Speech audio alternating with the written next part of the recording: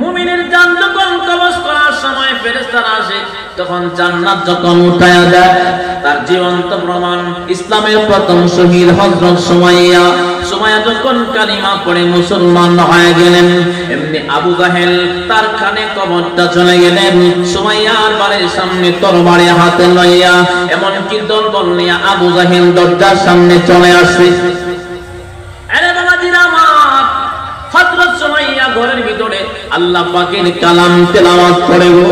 আবু জাহেল তরবারির উল্টা আচার দিয়া তিনি বলতেছেন ভিতরে কি? সুমাইয়া বলেন, আপনি কি বলতেছে? আমি আবু জাহেল। আপনি কেন আসছেন? তোমার সাথে পার্সোনাল কথা আছে, দরজাটা খোলো। দরজাটা যখন খোলা হলো, দরজা যখন খোলা হলো, হযরত সুমাইয়া রাদিয়াল্লাহু তাআলা আনহাকে বলেন, আমি শুনেছি তুমি নাকি কালিমা পড়ে মুসলমান হয়ে গেছো। সুবহানাল্লাহ। দেখি বলতেছি কথাটা মিথ্যা নয় আবু জাহেল। তখন আবু জাহেল দেখে বলেন, তুমি কালিমা ছাড়ো, যত টাকা চাও তোমাকে দেওয়া হবে, তোমাকে ভালো স্থানে তোমাকে কি করা হবে? বিবাহ দেওয়া হবে। কারণ হযরত সুমাইয়ার স্বামীকে দুই পায়ের মধ্যে দুইটা রশি বাঁধা, দুই দিকে দুই ঘোড়া দৌড়াইয়া দুই ভাগ করে ফেলেছে আবু জাহেল। বড় বড় কাফের। একটাই শুধু অপরাধ, সুমাইয়ার স্বামী সহ পরিবার কালিমা পড়ে মুসলমান হয়ে গিয়েছিল। এক পর্যায়ে হযরত সুমাইয়াকে বলতেছেন, তোমার তো স্বামী নাই, তোমাকে ভালো স্থানে বিবাহ দেওয়া হবে, তুমি কালিমা ত্যাগ করো। এমনি দেখে বলেন, না না, আমি কালিমা ছাড়তে পারবো না। আবু জাহেল তখন সুমাইয়াকে গ্রেফতার করেন, মাঠে ময়দানে নেওয়া হলো। এমনি সুমাইয়াকে হাজারো মানুষ জড়ো হয়ে গেছেন, দেখে বলতেছেন, সুমাইয়া তোমাকে শাস্তি প্রদান করা হবে।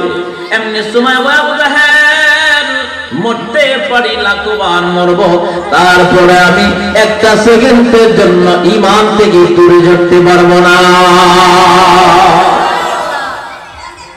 আবু জাহেল তখন হুকুম দিলেন, সুমাইয়াকে তোমরা ভালো করে ধরো। এক পর্যায়ে যখন সুমাইয়াকে ধরে ফেললেন, দেহ থেকে কাপড়টা সরাইয়া দিলেন। মহিলা মানুষ, তার আপনজন আছে, কিন্তু কাফেরদের শক্তি বেশি থাকার কারণে সুমাইয়ার সাথে কেউ নাই। এবার সুমাইয়ার দেহটা কালে হয়ে গেছে, তিল পরিমাণ কোনো কাপড় ছিল না। হযরত সুমাইয়া আসমানের দিকে তাকায় কান্দার বলে, মালিক, আল্লাহ দুনিয়াতে আমার ইজ্জত যাক, আমার কোনো কষ্ট নাই, আল্লাহ আমার ঈমান যেন না যায়। হযরত সুমাইয়াকে জমিনে শোয়ানো হলো। জমিনে যখন শোয়া দিলেন, আবু জাহেল হাতের মধ্যে বল্লমটা লইয়া হযরত সুমাইয়ার নাভির নিচ বরাবর একটা আঘাত বসায়া দিল। ইতিহাস তালাশ করে দেখেন, যদি আমি ভুল বলি তাইলে আপনারা আমার বিচার করবেন। হযরত সুমাইয়াকে যখন আবু জাহেল বল্লম দিয়ে আঘাত মেরে দিলেন, এমনি সুমাইয়া আসমানের দিকে তাকায়া কান্দার বলেন, ওগো মালিক, আল্লাহ আমার কোনো অপরাধ নাই, শুধু একটা অপরাধ, আমি কেন কালিমা পড়ে মুসলমান হইলাম? আল্লাহ গো, আপনি আমার প্রতি রাজি খুশি থাকিয়েন, আল্লাহ ঈমান লয়া যেন আমি মরতে পারি। হযরত সুমাইয়া কাঁদতেছেন। আল্লাহ পাক দেখে বলেন, জিবরাইল যাও যাও, আমার সুমাইয়ার সামনে আমার জান্নাত উঠায়া দাও। আর জোরে আল্লাহু আকবার। সুমাইয়ার সামনে যখন জান্নাত উঠায়া দিলেন, وَأَبْشِرُوا بِالْجَنَّةِ الَّتِي كُنتُمْ تُوعَدُونَ। জান্নাত যখন উঠায়া দিলেন, এমনি সুমাইয়া এতক্ষণ কান্না করেছিলেন, এখন সুমাইয়া তিনি মুস্কি মুস্কি হাসতেছেন। এক পর্যায়ে আবু জাহেল বলেন, সুমাইয়া তো পাগল হয়ে গেছে। এমনিতে কি বলেন, না না, আমি পাগল হব কেন? পাগল হয় নাই। এমনি আবু জাহেল তখন দেখি বলে, সুমাইয়া এতক্ষণ তো তুমি কান্না করেছিলাম, এখন তুমি মুস্কি হাসতেছো, কারণটা কি? এমনি সুমাইয়া দেখি বলেন, আরে আবু জাহেল, যে আল্লাহকে আমি ভালোবাসি, আমি যে আল্লাহর উপরে ঈমান আনছি, আমার উদ্দেশ্য হলো আমি মরার পরে আমার আল্লাহর কাছে যাইতাম। আল্লাহকে কোথায় পাওয়া যাবে? আল্লাহকে জান্নাতে পাওয়া যাবে। সুমাইয়া তখন দেখি বলে, আবু জাহেল, আল্লাহ পাক আমার সামনে আমার জান্নাত উঠায়া দিয়েছে রে, তোমার জায়গায় তুমি থাকো আর আমি চলে গেলাম। লা ইলাহা ইল্লাল্লাহু মুহাম্মাদুর রাসূলুল্লাহ সাল্লাল্লাহু আলাইহি ওয়াসাল্লাম। তো জিকির করি লা ইলাহা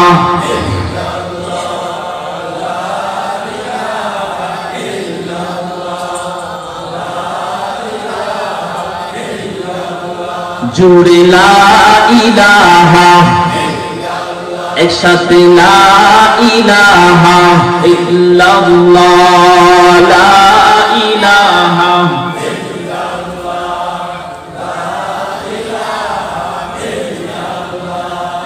হাসবি রব্বি জাল্লাল্লাহ মা ফি কলবি গায়রুল্লাহ নবী মুহাম্মদ সাল্লাল্লাহ নবী মুহাম্মদ জুড়ে লা ইলাহা ইল্লাল্লাহ লা ইলাহা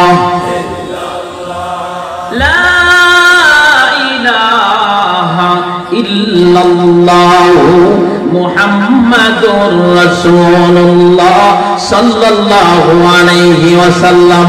সুবহানাল্লাহ। তাহলে মুমিনের জান কবজ করার সময় মুমিন কিসের সুসংবাদ দিবে?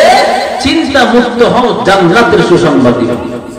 ফেরেশতারা 2 নম্বরে আরেকটা সুসংবাদ দিবে, শুনবেন আপনারা? আল্লাহ নিজে কোরআনে বলে, ফেরেশতারা এসে বলে নাহনু আউলিয়াউকুম ফিল হায়াতিদ দুনিয়া ওয়া ফিল আখিরাহ।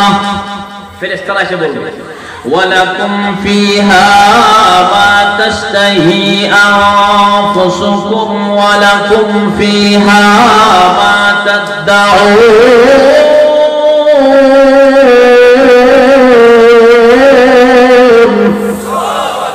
ফেরেশতারা মুমিন ঈমানদারের কাছে আয়েশা বলবে নাহনু আউলিয়াউকুম ফিল হায়াতিদ দুনিয়া ওয়া ফিল আখিরাহ। হে মুমিন, দুনিয়াতে তোমার বন্ধু ছিলাম, পরকালে কবরেও থাকবো। আর যদি বলুন না সুবহানাল্লাহ। আয়েশা বলবে নাহনু আউলিয়াউকুম ফিল হায়াতিদ দুনিয়া ওয়া ফিল আখিরাহ ওয়া লাকুম ফিহা মা তাশতাহি আনফুসুকুম ওয়া লাকুম ফিহা মা তাদউন। ফেরেশতারা আয়েশা বলবে যে জান্নাত তোমাদেরকে আল্লাহর পক্ষ থেকে দিতেছেন, সেই জান্নাতের ভিতরে তুমি বান্দা বান্দি যা চাইবা আল্লাহ তাই তোমাদেরকে দেব। জান্নাতে যাওয়ার পরে 5টা নিয়ামত দিব, মনে আসেনি? কয়টা নিয়ামত দিব? 5টা নিয়ামত। 1 নম্বর নিয়ামত হইল এই পৃথিবীতে মানুষ কেউ মরতে চায় না। 2 নম্বর আল্লাহ পাক মানুষকে কি নিয়ামত দিব? 2 নম্বরে এই নিয়ামতটা পৃথিবীতে সবাই চায়, সবাই একারে সামনের কাতারা এটা সবাই চায়। কি চায়? মানুষ 2 নম্বরে চায় না কেউ বড় হইতে চায় না। কথা হয় না? কেউ বড় হইতে চায়, তাহলে দেখবেন মায়ের বিবাহ দিছে, নাতিও হয়ে গেছে, নাতির বিবাহ দিছে, পুতিও হইছে, এরপরে দেখবেন দাড়ি কান কাটে। এমন শতান লোক আছে না নাই? এখন হুজুর আমাদের শয়তান বললেন যে আরে মিয়া আপনি দাঁড়িয়ে রেখে মিয়া ক্রিটিসাইজ করে দিলে প্রস্তাব খানায় বানান দিলাম না, শয়তান নাকি আপনি কি মুমিন নাকি? কথা বলুন ঠিক কি না বলো? আপনি এক আছেন না রাখেন না একবারে ভালাই দিবেন, কিন্তু এটা ক্রিটিসাইজ করে মডেল বানায়। যারা দাঁড়িয়ে রাখেন আমাদেরকে কেমন দেখা যায় আমি বলবো, আপনারা অন্তরের চক্ষু দিয়া এলাকায় যে মুরগি আছে, মুরগির যে ফুন খাড়ালা আপনারা দেখছেন নি? অন্তরের চোখটা কইলা দেখেন, ফুন যে কাড়ে মুরগির ফুন, এই যে ফাঁসাটা খাই জ্বালায় না অনেক মুরগির, এই ফাঁসাটা কাটলে যেমন দেখা যায় মুরগির ফাঁসাটারে, ঠিক যারা দাড়ি অর্ধেক কাটতে লাগবে তারা এমন দেখা যায়। কথা বলুন না কেন? এই জোরে বলেন মিল আছে কিনা?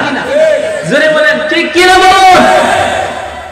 তার মানে আল্লাহ পাক এমন একটা জান্নাত দিবে, জান্নাতে যাওয়ার পরে 5টা নিয়ামত। 1 নম্বর হইল এই পৃথিবীতে সবাই বাঁচতে চায়, এই নিয়ামতটা আল্লাহ দিবে, জীবন শুরু হবে আর কোনোদিন মরবে না। সুবহানাল্লাহ। 2 নম্বরে মানুষ দুনিয়াতে চায় সারা জীবন জোয়ান থাকতো, বুড়ো হইতে চায় না। কথা বলেন। আল্লাহ পাক যখন জান্নাতে দিবে গো